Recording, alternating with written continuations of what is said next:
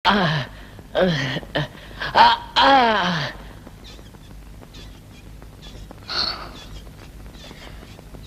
கூட பிறந்தவங்க இருந்திருந்தா கூட உயிரை கொடுத்து இந்த அளவுக்கு என்ன காப்பாத்திருப்பாங்களான்னு சொல்ல முடியாது. பச்சை உடம்பு கறி அழக்கூடாது. நான் வீட்டுக்கு போய் சாப்பாடு எடுத்துட்டு வரேன். மருமக பொண்ணு அழுவக்கூடாது, அம்மாவை தொந்தரவு செய்யக்கூடாது. சாயந்தரம் மாமா வரும்போது பிஸ்கோத்தெல்லாம் வாங்கி வருவேன். ஏமா குழந்தைக்கு நிறைய தண்ணி கொடுமா. தண்ணியிலே வாயா. இது அந்த தண்ணி இல்ல, இது வேற. இவ வேற ஊத்தி நானே விட்டு அப்புறம் அதுக்கு இருக்கு. எனக்கு ரொம்ப பயமா இருக்குங்க. பயப்படாத, நானும் பக்கத்தே இருக்கேன்ல. இங்க பாருடா கண்ணா, உன் பெரியம்மா வந்திருக்கேன் பாரு. குட்டி பையா சித்தப்பா என்ன வாங்கிட்டு வந்திருக்க பாரு. அத்தை பாருடா கண்ணா, ஜூட்டுக்கிட்டி ரோஜா பூ மாதிரி எவ்வளவு அழகா இருக்காங்க பாரு. மச்சான், என் உடம்பு நல்லா ஆயிடுச்சு. இன்னைக்காவது வேலைக்கு போய் வா மச்சான். உடம்பு நல்லா பாத்து மச்சான்.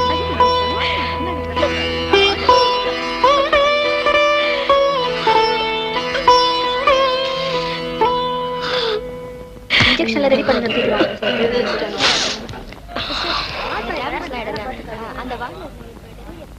இனிமேலும் நீ பிடிவாதம் பிடிக்கிறதுல அர்த்தம் இல்ல. குழந்தைக்கு பர்த் சர்டிபிகேட் தயார் பண்ணணும். அப்பா யாரும் தெரிஞ்சாதானே ஃபில் அப் பண்ண முடியும்.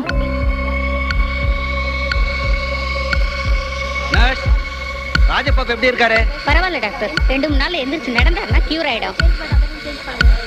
அந்த 3 நம்பர் வார்டு ராஜப்பான்னு குரல் கேட்டது. நானும் அவசரத்துல குழந்தையோட அப்பா பேர் ராஜப்பான்னு எழுதிட்டேன். அடிச்சிட்டுமா? வேண்டாங்க, அதான் கடவுளோட தீர்ப்புனா அது அப்படியே இருக்கட்டும். அவரையே ஹாஸ்பிட்டல் அட்மிட் பண்ணிருக்கீங்க. தண்ணி அடிச்சுட்டு வண்டி ஓட்டாதுன்னு எத்தனை தடவை சொல்லிருக்கேன். இப்ப பாத்தியா, கொஞ்சம் பொறுத்துக்கடா. நான் போயிட்டு அப்புறம் வந்து பாக்குறேன். நீ படு, நீ படுத்துக்க. வாங்கடா. எவன்டா இங்க டாக்டர்? சீக்கிரம் வாங்கடா. மிஸ்டர், இதென்ன ஆஸ்பத்திரி நினைச்சீங்களா இல்ல சந்தைக்கடை நினைச்சீங்களா? இப்படி கூச்சல் பண்றீங்க? டாக்டர் கோவப்படாதீங்க. நான் எத்தனை லட்சம் வேணாலும் பணம் தரேன். நான் எழுந்து நடக்கணும். இப்படி கட்டு போட்டு படுக்க வச்சு என் சந்தோஷத்தை கெடுக்காதீங்க. நான் சீக்கிரமா வெளியில போகணும். நிறைய அனுபவிக்கணும் டாக்டர். வெளியில போய் அனுபவிக்க வேண்டியது நிறைய இருக்கு டாக்டர். எதை அனுபவிக்க போற? எதை அனுபவிக்க போற? இந்த நாட்டுல இருக்கிற அரசியல்வாதிக்கு அனுபவிக்காதியா, நீ அனுபவிக்க போற. லஞ்சமா வாங்கி நாட்டையே கெடுத்து குட்டிச்சவராக்கிட்டு இருக்கானுங்களே சில காக்கி சட்டக்காரனுங்க, அவனுங்க அனுபவிக்காதியா, நீ அனுபவிக்க போற. போலீஸ் சாமியார் காலில் விழுறீங்க, அவனுங்க கற்பழிக்கிறானுங்க, கொலை பண்றானுங்க, 500 ஏக்கர் நிலம் வாங்குறானுங்க, அவனுங்க அனுபவிக்காதியா, நீ அனுபவிக்க போற. சொல்லுடா, சொல்லு. என்ன டாக்டர் பைத்தியக்கார கண்ணாமடான்னு வந்து பேசிட்டு போறா, நீங்களும் பேசாம இருக்கீங்க? அவர் பைத்தியக்காரர் இல்லைங்க, இந்த ஆஸ்பத்திரியோட சீஃப் டாக்டர். இவர் வாழ்க்கையில காதலி கிட்ட மட்டும் ஏமாறல. போலி அரசியல்வாதிங்க, இறக்க குணமே இல்லாத போலீஸ் அதிகாரிங்க, இப்படி பல பேரால பாதிக்கப்பட்டு இந்த நிலைமைக்கு ஆளாயிட்டாரு. யாரையும் நம்பாதீங்க, அதுவும் பொம்பளைய குறிப்பா நம்பாதீங்க. காதலிக்கிறவளோ கல்யாணம் படிக்கிறவளுக்கு பொம்பளை கிடையாது. ஒருத்தனையே நினைச்சு கடைசி வரைக்கும் அவனுக்காக வாழறாள, அவதான்டா பொம்பளை.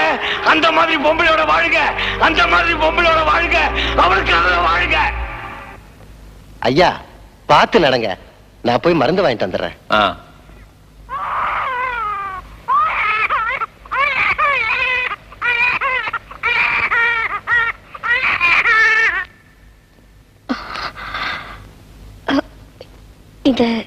இந்த பெட்ல படுத்திருந்தாரே, அவர் எங்க? வாக்கிங் போயிருக்காரு. அவருக்கு இப்ப எப்படி இருக்கு? பரவாயில்ல, இன்னும் 2-3 நாள்ல டிஸ்சார்ஜ் ஆயிடுவாரு. அவரை பத்தி கேக்குறீங்களே, நீங்க யாருமா? நான் அவருக்கு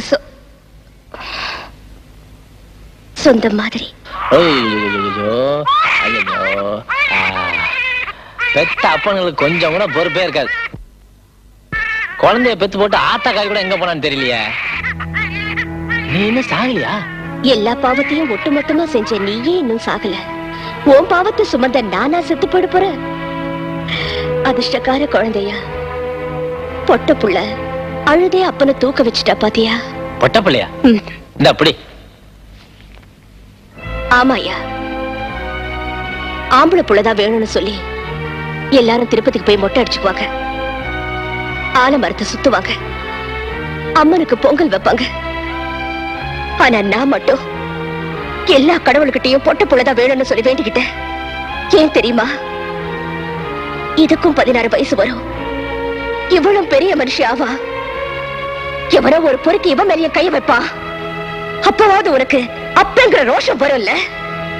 அதுக்குதான்